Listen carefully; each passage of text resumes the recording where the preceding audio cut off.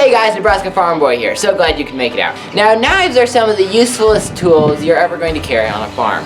There's just a lot of things that need cutting on a farm, like hay bale twine, more hay bale twine. But anyways, there's a lot of different things you use a knife for around a farm. Now, I've been carrying a knife for just about every day for the last like 6 years.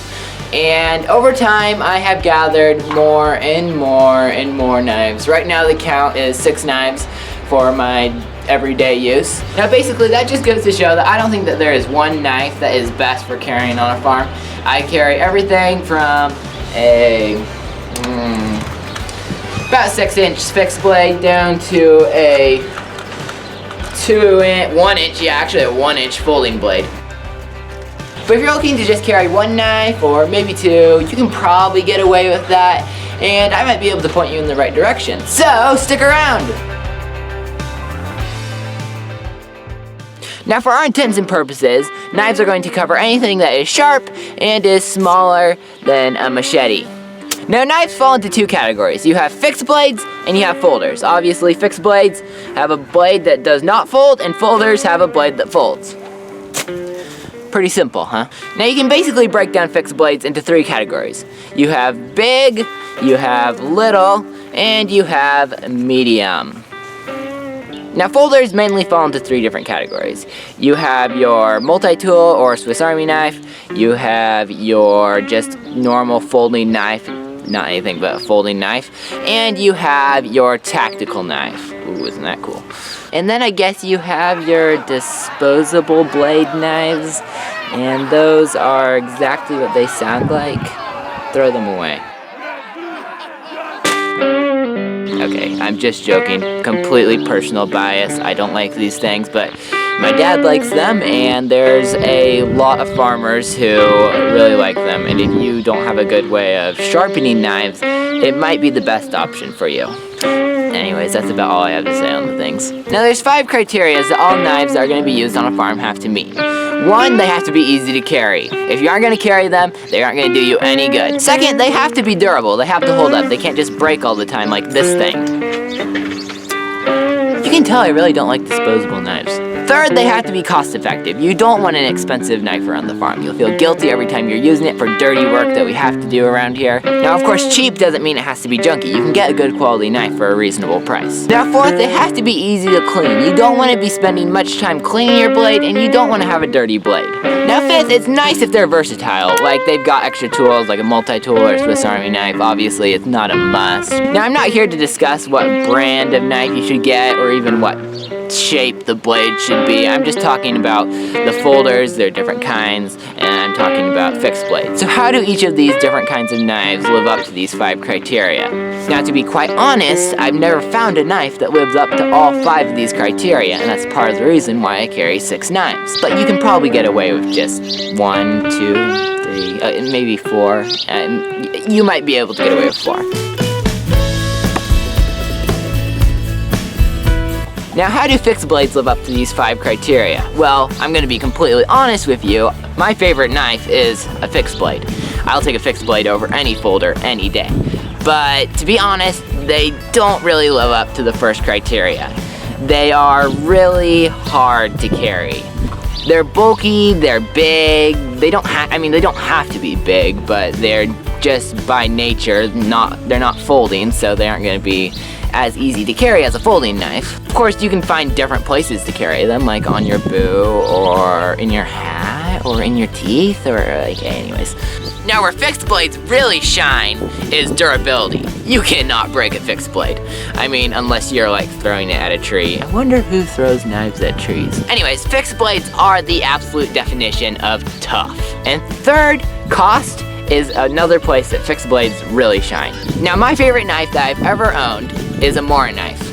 I don't own it anymore because I was out chasing cows through the pasture, and my one complaint with Mora is that after a while, those plastic sheaths, which are so nice because you don't have any buttons or clips to undo, they wear out, and then your knife gets loose. Anyways, I was running after cows through the pasture. It flew out somewhere. I have no idea where it is now. Anyways, sad deal. So yeah, cost-wise, fixed blades are definitely going to be your best option. Versatile? Not really. It's just a knife blade. I mean, you can use it as a hammer, you can use it as a pry bar. Okay, don't use your knife as a pry bar or a hammer, though of course we still do. Yes, I know you do.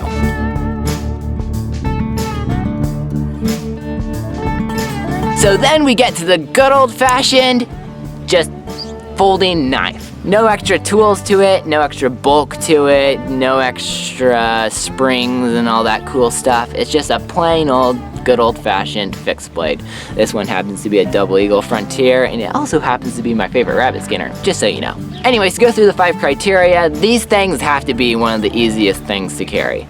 I mean, they're slim profile because there's only one blade. Of course, I also have this 3-blade one. It's really no thicker, you can tell. It's really no thicker. And you can get them in a lot of different sizes.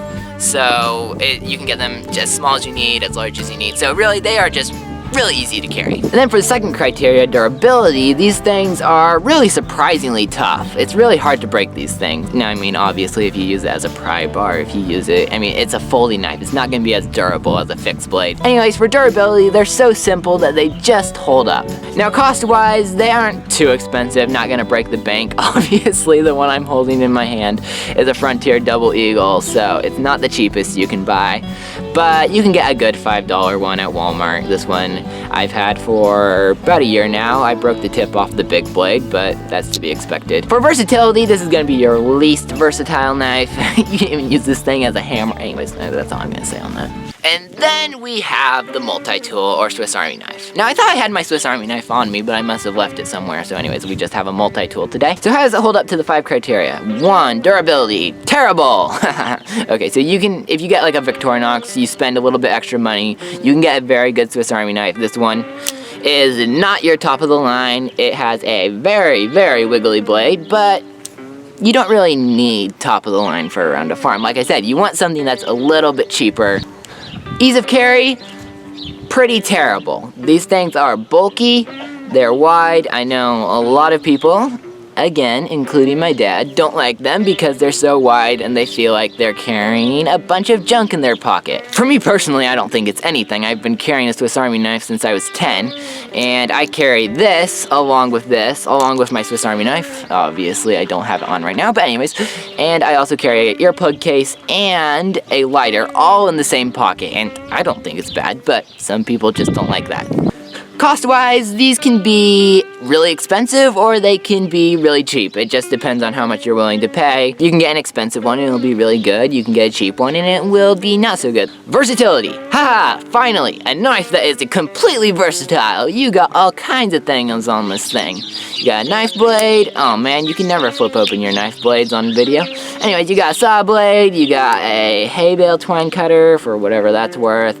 You got a nail file, whatever that's worth. Also, you also got a screwdriver. I mean, you get all kinds of things on these things, and you can get pretty much one that has any tool imaginable on it. And then we have the tactical. Oh man, look at this thing. Look at this thing, Skips. Look at it.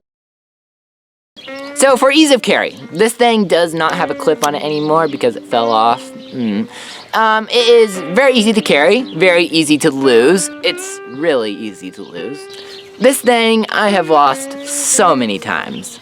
I've lost it on hay bale twine. You walk past a round bale and it just clips onto the round bale. Another time I lost it on a pile of branches that were going to be going through a wood chipper the next day. Luckily I found it before then. You know, that I just don't really like these clips. That's why I never really bothered to put on. Okay, so that's not true. I actually lost the screw. But anyways, really easy to carry, really easy to lose. Take your pick. Durability. You can get good ones. This particular one happens to be a $10 one off eBay, and it is not durable whatsoever.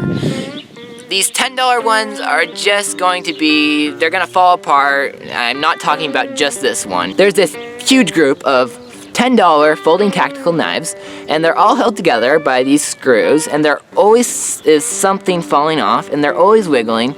And I'm not saying that you can't deal with it. You can't tighten the screws, put a little super glue or Loctite or something on there. You can deal with it.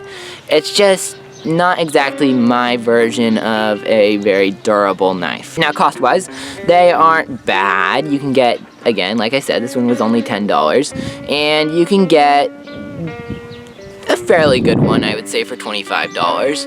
And they aren't a bad knife. They're just not going to have the quality put into them because they have to spend all that time on that fancy springy thingy. Ease of cleaning, not very. They tend to get dirt in the action. They tend to be a little bit harder to clean, but they're not impossible. Again, I would say they're the hardest to clean, but again, they're not impossible. Versatility. This thing happens to have a seatbelt cutter. It happens to have a glass breaker. So if you are stuck in a car, it's a very good thing to have around the farm. So for a couple final points, I know I've been swinging this thing around, and it looks really cool. Double-edged is really cool, and it makes a good tactical knife. But in general, around the farm, it just kind of gets in the way, especially since these double-edged knives have this tiny little point that's going to break off when you go to do hard work, heavy work. The second edge just seems to kind of get in the way when you're trying to cut one thing and then there's another thing right by it that you don't want to cut, you know. Anyways, my opinion is just go with a good single-edged blade if you want something that's going to just work around the farm. Now, if I could only carry one knife, what would it be? Oh, that's a hard decision. It would have to either be a fixed blade or a Swiss Army knife. That's just my opinion. I love fixed blades because they're so durable and they just hold up. And I love Swiss Army knives because they're so versatile and you can do just about anything with them. So yeah, that's a really tough decision. Anyways, we'll just hope that never happens. And if you don't want to carry just one knife, remember, you can carry 2, 3, 4. You're never crazy until you start carrying 12. And it isn't such a bad thing to be crazy. Anyways, that's all for this time, folks. Hope you enjoyed this video. Be sure to leave your thoughts down in the comments below as to what is your favorite type of knife, what is your favorite brand of knife, and where is your favorite place to carry your knife. Without any further ado, I'm gonna go now, and if you don't have a knife you're carrying right now, go get one.